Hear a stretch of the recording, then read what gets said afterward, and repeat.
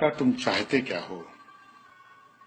میں نے عرض کیا کہ واقعی آپ کو سونا بنانا آتا ہے؟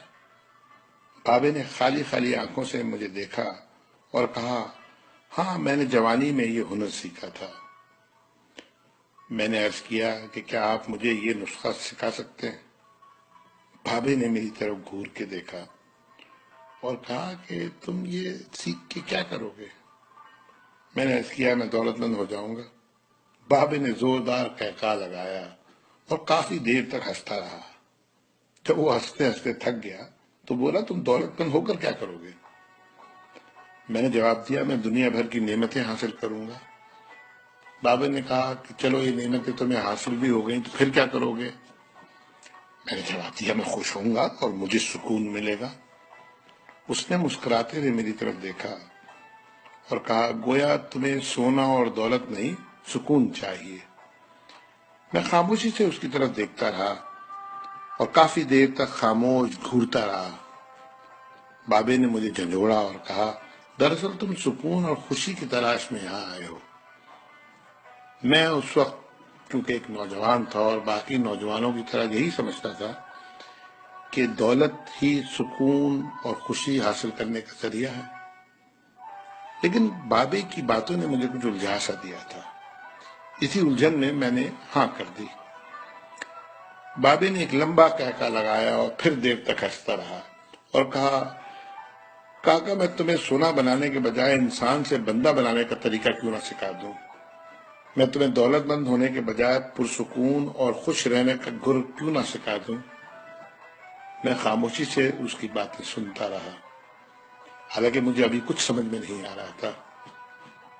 اتنے میں بابا بولا، انسان کی خواہشیں جب اس کے وجود اور عمر سے لمبی رہتی ہیں وہ اس وقت تک انسان رہتا ہے۔ تم اپنی خواہشوں کو اپنی عمر اور وجود سے چھوٹا کر لو، تم سکون بھی پا جاؤ گے اور خوشی بھی۔ اور جب تم خوشی اور سکون پا جاؤ گے تو تم انسان سے بندہ بن جاؤ گے۔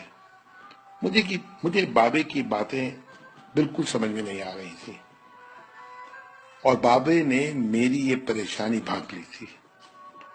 بابا بولا، تم قرآن شریف پڑھو۔ اللہ تعالیٰ نے خواہشوں میں لتھڑے ہوئے لوگوں کو انسان کہا ہے اور محبت میں رنگے ہوئے آزاد لوگوں کو بندہ۔ دنیا میں کتنے انسان آئے اور بہت دولت کمائی، بڑی عمارتیں بنائی، کیا وہ سب ساتھ لے گئے تھے؟ کیا سب وہ خوش تھے؟ تم بھی کیا خوش ہو؟ پھر بابا خود ہی بولا، نہیں، جب تک تم تانبے سے سونا بنانے کے چکر میں اور خپ میں مبتلا رہو گے اس وقت تک خوشی سے دور بھاگتے رہو گے اور بھٹکتے رہو گے۔ پھر بابے نے ایک چھوٹی سی ٹہنی سے زمین پہ رگڑنا شروع کیا اور کہا، لو میں تم کو انسان سے بندہ بنانے کا نسخہ بتاتا ہوں۔ اپنی خواہشوں کو اپنے قدموں سے آگے نکلنے نہ دو۔ جو مل گیا اس پہ شکر کرو، جو چھن گیا اس پر افسوس مت کرو۔ جو مانگے اسے دے دو، جو بھول جائے اسے بھول جاؤ۔ دنیا میں بے سامان آئے تھے اور بے سامان ہی واپس جاؤ گے۔ سامان جمع کرنے کی فکر نہ کرو۔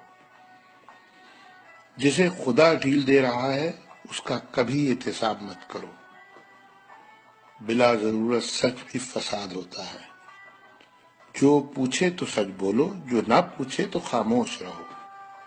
دینے میں خوشی ہے اور وصول کرنے میں غم۔ دولت کو روکو گے تو خود بھی رک جاؤ گے۔ چوروں میں رہو گے تو چور ہو جاؤ گے۔ اللہ راضی رہے گا تو جگ راضی رہے گا، وہ ناراض ہوگا تو نعمتوں سے خوشیاں اڑ جائیں گی۔ جب تم عزیزوں، رشتہ داروں، اولادوں سے چڑھنے لگو تو سمجھ لو اللہ تم سے ناراض ہے۔ جن سے تمہیں نقصان پہنچا ہو اور مزید نقصان پہنچنے کا اندیشہ ہو ان سے کنارہ کشی کر لو۔ ان سے بدلہ لینے کی فکر نہ کرو، کیونکہ سب سے اچھا بدلہ اللہ کا ہے۔ جب تم اپنے دشمنوں کے لیے اپنے دل میں رحم محسوس کرو تو سمجھ لو تمہارا خالق تم سے راضی ہے۔ ہجرت کرنے والے کبھی گھاٹے میں نہیں رہتے۔ بابے نے پھر میرے کندھے پہ ہاتھ رکھا اور کہا جاؤ، بس ایک چیز کا دھیان رکھنا، کبھی کسی کو